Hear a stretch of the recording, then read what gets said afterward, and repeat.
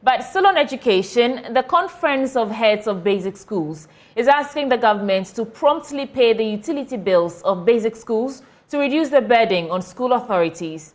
The conference says its members who are indebted to utility service providers have had water, electricity and sanitation services truncated following the government's failure to settle the bills. Ashanti Regional Chairman Christopher Bani tells Joy News the failure of the government to absorb the utility bills of basic schools has been the case with second cycle schools amounts to neglect. Ohemintewia reports. The Conference of Heads of Basic Schools cites the delayed release of capitation grant, infrastructure deficits, lack of textbooks, especially for kindergarten pupils, and unhygienic sanitary facilities as some of the pressing needs of basic schools. They also cite high insecurity as well as encroachment of school lands among challenges. COHBS accuses government of paying too much attention to second cycle education at the expense of basic level.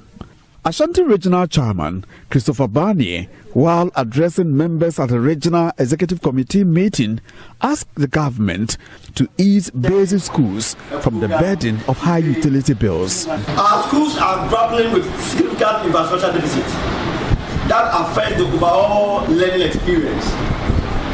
Examples include poor toilet facilities in our schools, the need for painting and renovation of school buildings.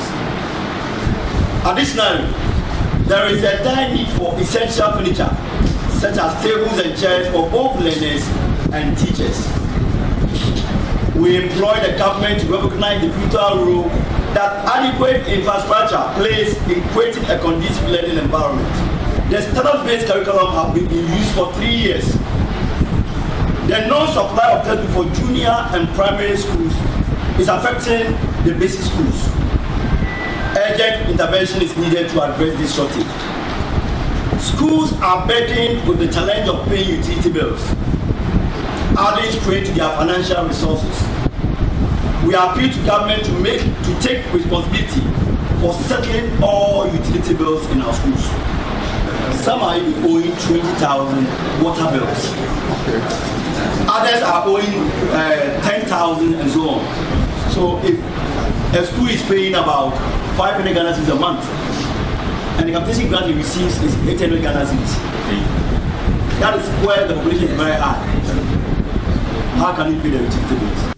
The Conference of Heads of Basic Schools also wants government to be consistent in the release of capitation grant, which they describe as meager, while making an attempt to improve teaching and learning outcomes at basic schools. The capitation grant release do not adhere to the agreed 10 cedis per child per year.